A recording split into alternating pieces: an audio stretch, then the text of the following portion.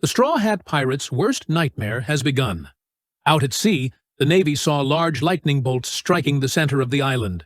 Some soldiers witnessed it firsthand and believed the phenomenon was identical to how St. Saturn had landed on the island earlier.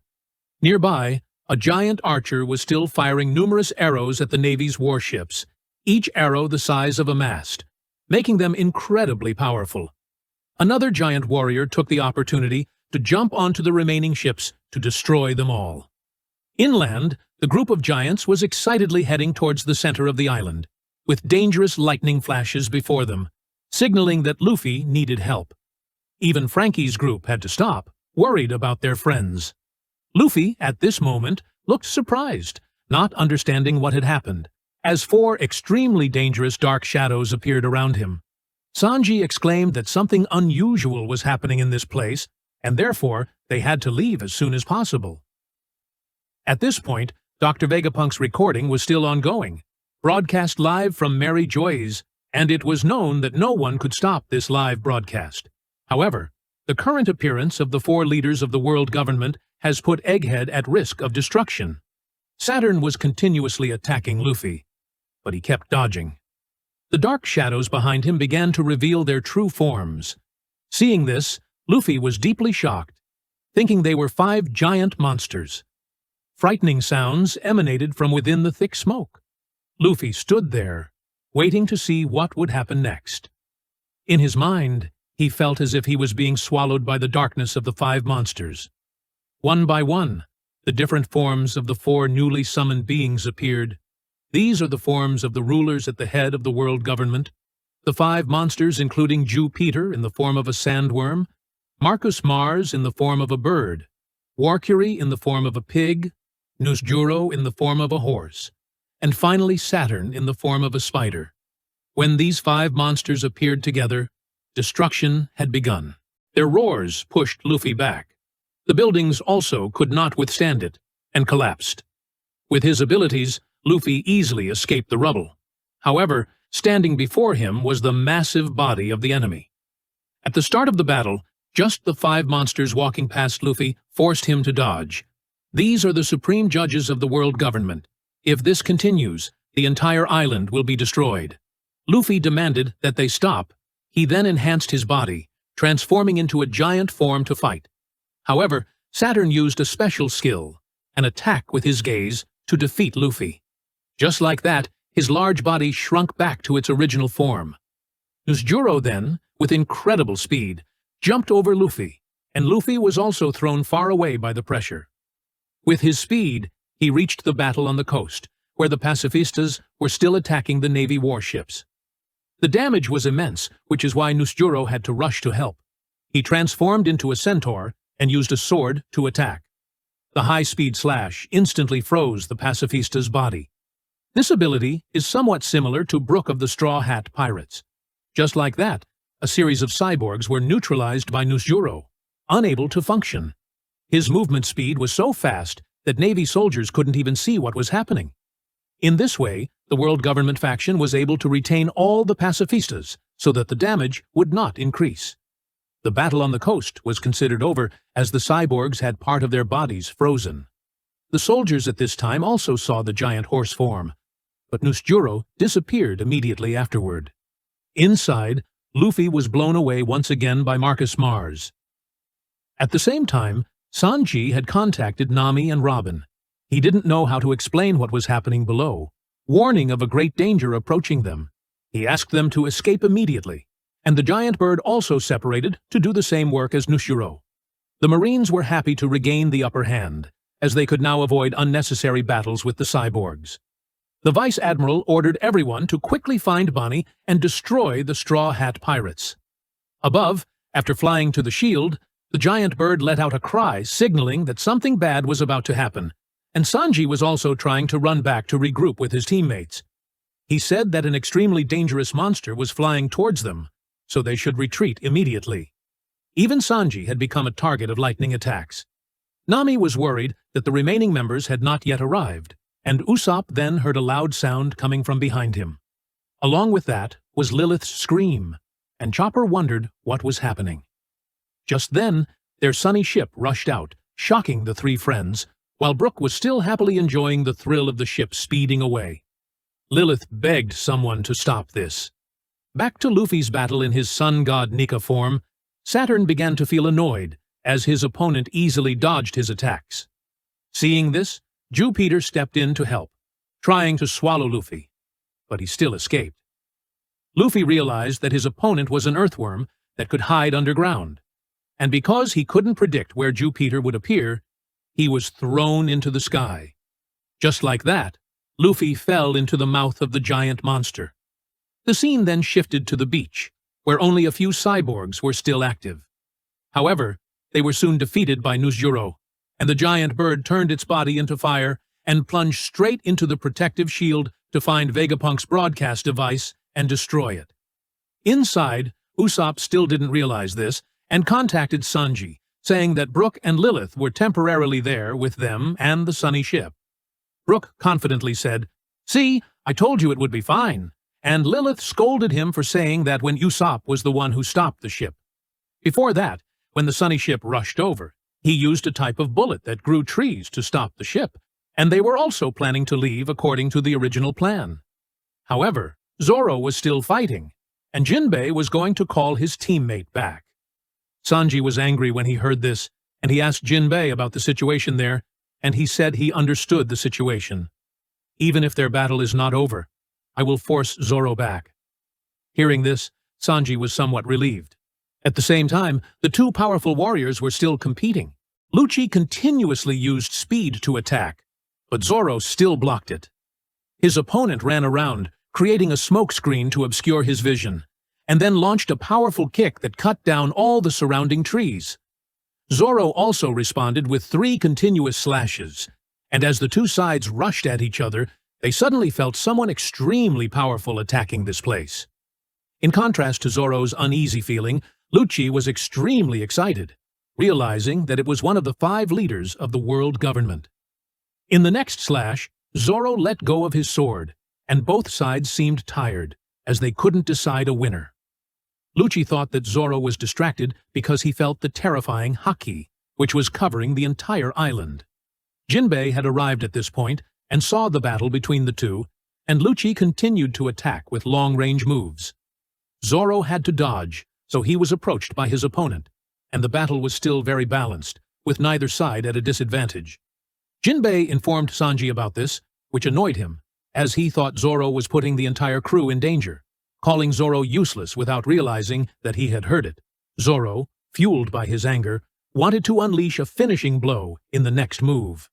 Lucci completely failed to notice the change in his opponent and continued to charge in to attack, but even after throwing hundreds of punches, Zoro still dodged them all. He built up momentum and slashed with all 3 swords, and in that moment, Lucci realized he was the loser. Zoro successfully cut through his opponent, causing him to collapse, and Jinbei was incredibly surprised to witness this.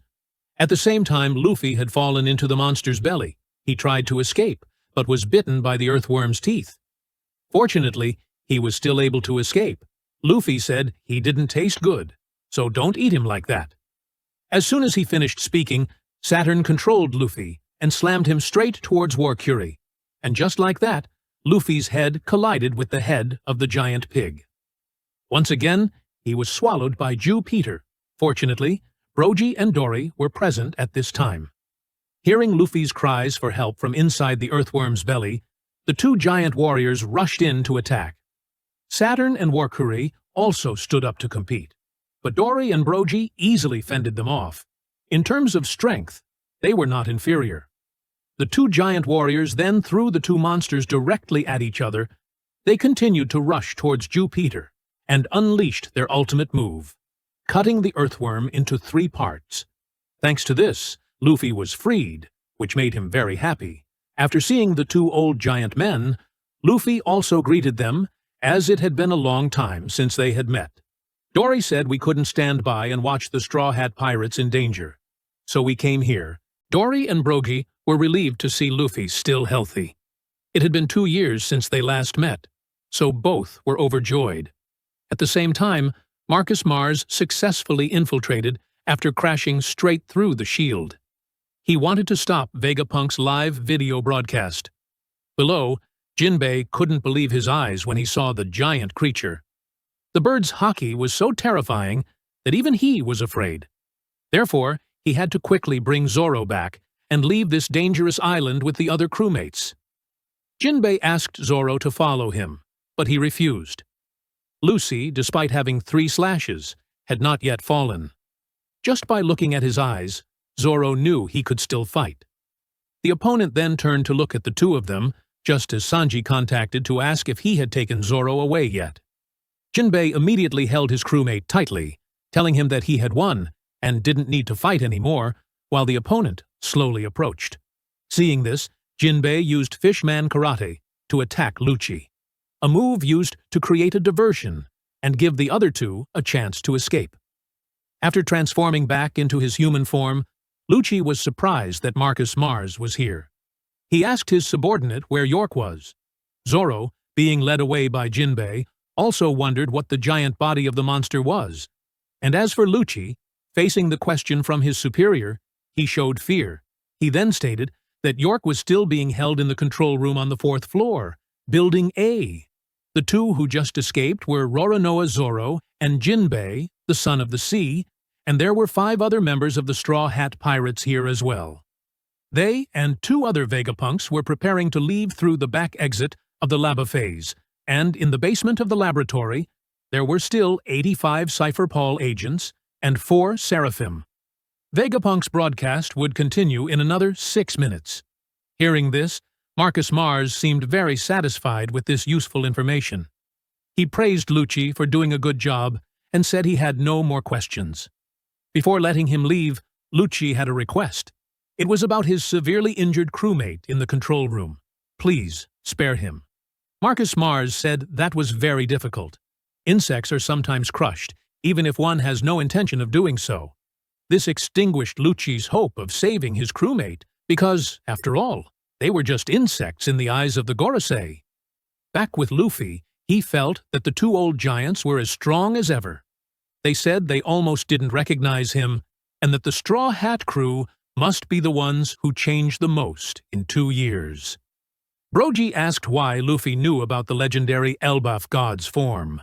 They were truly happy to see this form. Luffy said he didn't understand what he was talking about, but to talk about it later because they needed to deal with the 2 monsters first. After being attacked by the 2 giants, Saturn and Warcury had fully recovered. They considered the 3 to be an unpleasant combination. In Dorry's eyes, the 2 monsters in front of them were as large as the wild beasts in the Elbaf forest. Luffy reminded his 2 friends, saying that his crew didn't want to fight anymore, so they should find a way to escape. Dorry agreed, because, in fact, they had just met Sanji, who had relayed the entire plan and asked them to come here to take Luffy away.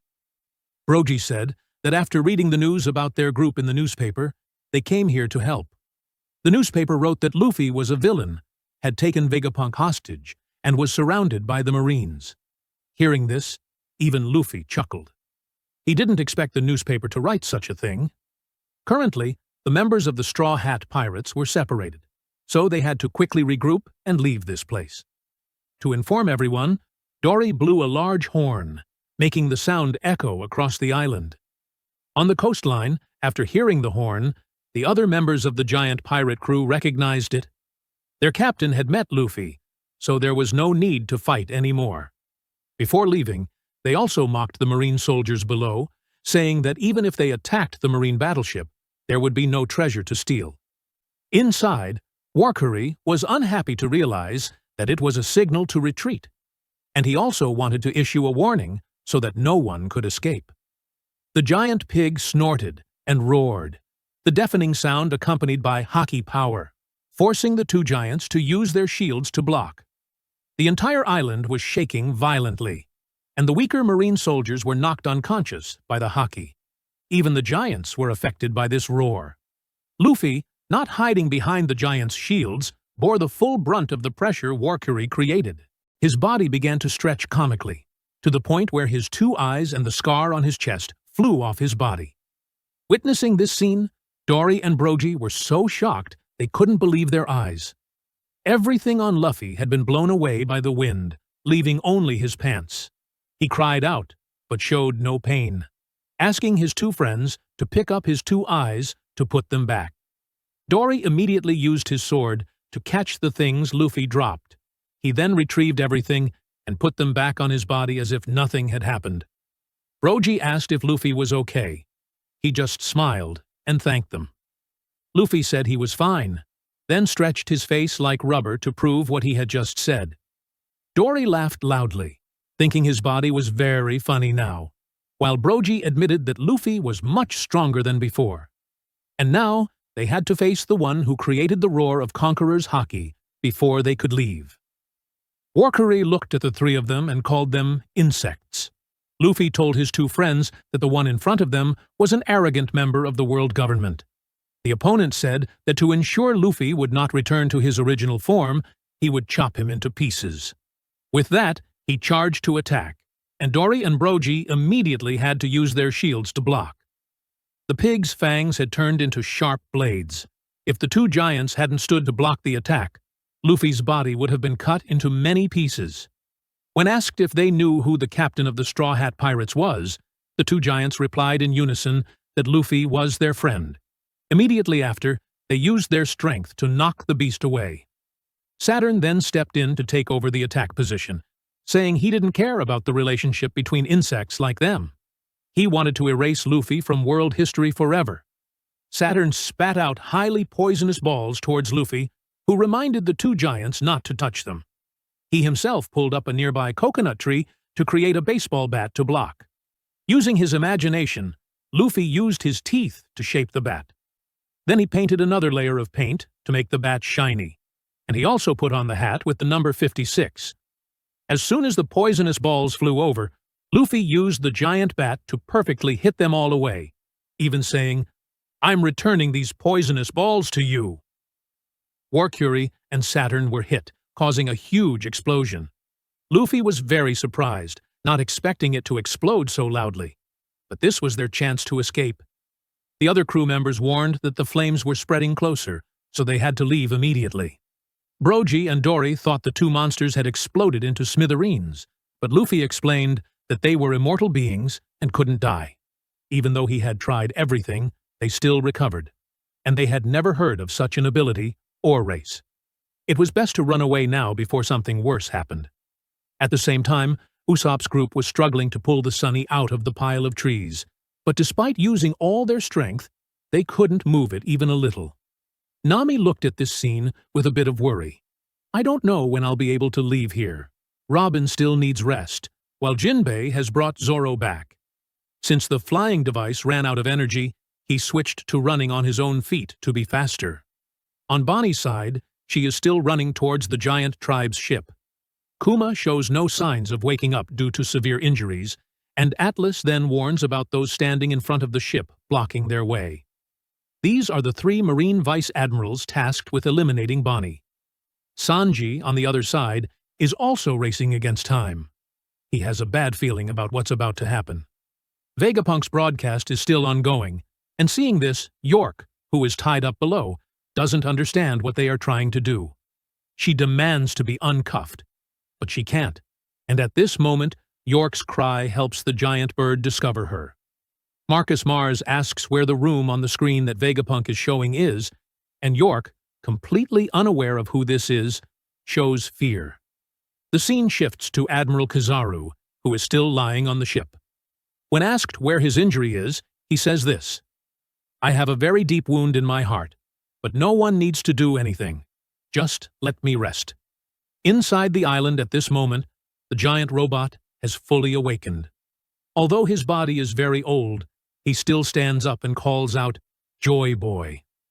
The spear that was stabbed into him is pulled out, and right below, some Marine soldiers are still chasing the members of the giant pirate crew. However, they have to stop because they can't believe their eyes. There is something much larger than the giants. This scene is seen by the entire Marine faction from a distance. The burning flame cannot stop the giant machine's advance.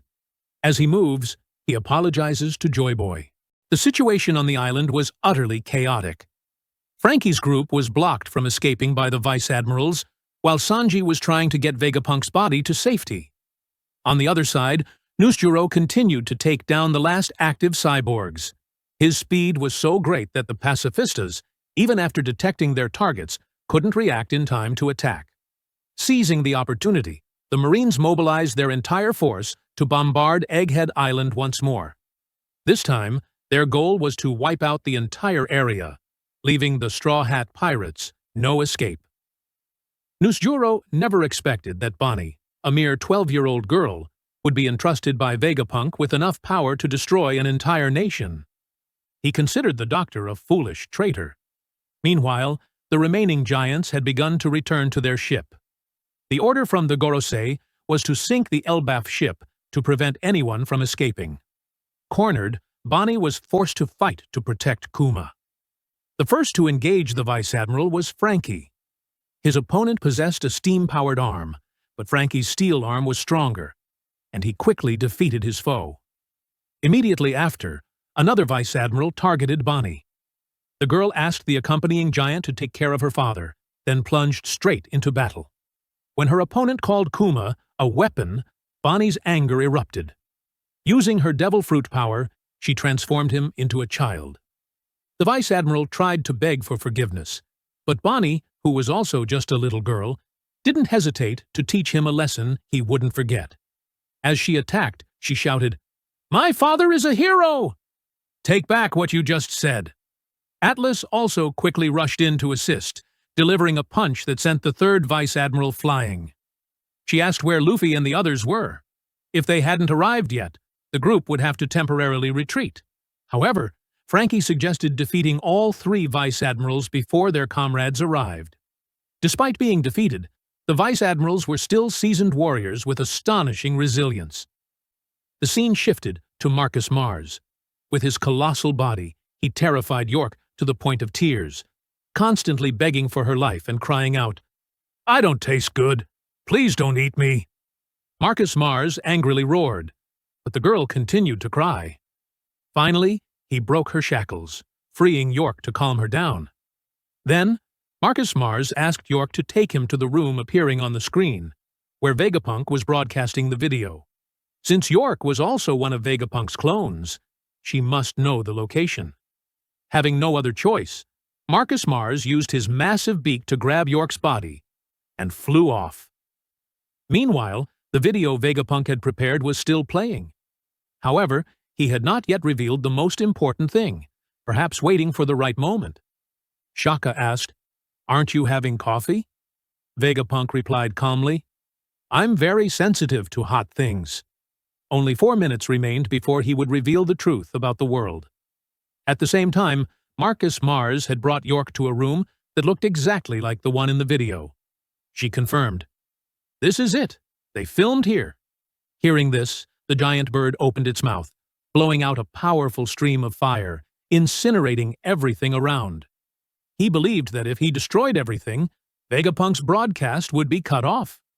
York frantically rushed to stop him, shouting that destroying this place was useless, because the video was still playing, proving the transmission device was not here. She began to deduce if she put herself in Vegapunk's shoes, he would surely hide the original device somewhere safer. But if Marcus Mars continued to wreak havoc, the consequences would be extremely serious. She warned that the second floor of the building was the weapon deployment area, the first floor was the energy plant, and the third floor was filled with high-pressure gas cylinders. If those exploded simultaneously, all of Punk Records will be blown away. Hearing this, Marcus Mars asked York to think of a solution. She nodded, saying that she would end this stupid broadcast immediately. Just then, Marcus Mars suddenly sensed a sound coming from a small creature. Most likely, the snail messenger. This proved that the room containing Vegapunk's original recording was very close. He immediately asked York to take him there. Meanwhile, inside another building, Stussy could finally breathe a sigh of relief as the giant monster had spared them. She realized that the giant bird was one of the 5 elders, Gorosei. Her teammate beside her also trembled, gasping for breath and joking awkwardly. "Were you abandoned?" Hearing this, Stussy just gave a faint smile. No need to pity me. I voluntarily stayed to finish the last task. Elsewhere, Nami's group received news that they had to leave Stussy behind. Edison explained that there was no other choice, as someone needed to lower the shield just as the ship escaped. The Frontier Dome system could only be deactivated from the control room, and Stussy had voluntarily taken on that task. Everyone could only accept it. The best way to thank her, Edison said, is for all of us to get out of here together. Edison reassured her. I have calculated everything. This ship will fall straight to the ground, but we still have a chance to land safely. Upon hearing this, Nami and Chopper burst into tears, while the other members announced that the propulsion system was ready. They just needed to wait for Zoro and Jinbei to return. Then they could all jump into the sea. However, Chopper was still worried that this wouldn't be enough to reach the sea surface. Edison laughed, thinking their ship was troublesome. But he also added, "It's that determined spirit that creates miracles. I'm just a scientist, but I believe in you all." He guaranteed that the ship would land safely on the water. After saying this, Lilith suddenly realized something and quickly tried to stop him, but Edison was determined. He immediately flew towards the shield, despite the desperate screams of his friend behind him. According to his calculations, upon impact with the shield, his body would suffer 78% damage. "That's not enough to kill me," Edison said. As soon as he touched the shield, a huge explosion rang out. Those who witnessed it could only stand frozen in shock and pain. Outside the coast, a strange phenomenon was occurring. All the Navy warships were suddenly pulled strongly towards Egghead Island. The reason was Jew Peter. He continuously sucked everything around him into his body. The terrifying suction force made Dorry and Brogy unable to move, and even Luffy, in his Sun God Nika state, was held tight, unable to budge. In this critical situation, Luffy quickly thought of a way. He grabbed Brogy's arm, using the momentum to fly straight up. Nearby, he discovered a building just large enough to stuff into the giant sandworm's mouth. Luffy cut the building in half, lifted it with his muscular form, and shouted, "If you're hungry, eat these buildings!" After saying that, he threw the giant concrete block straight into the opponent's throat. The attack, with terrifying power, made the monster collapse on the spot. Thanks to this, the three of them had a chance to continue fleeing. However, using too much strength caused Luffy's body to return to its old man state. Brogy asked in surprise what had happened. Luffy gasped, saying that he had almost run out of energy from food. Hearing about food, the two giants remembered that they had brought some fermented shark, the emergency food of the giant race. Its smell was so strong that Luffy grimaced, but to regain his strength, he still decided to eat it. Dorry laughed and said, "Once you get used to it, you'll find it delicious." Indeed, after just a few bites, Luffy's body fully recovered, becoming as strong as before.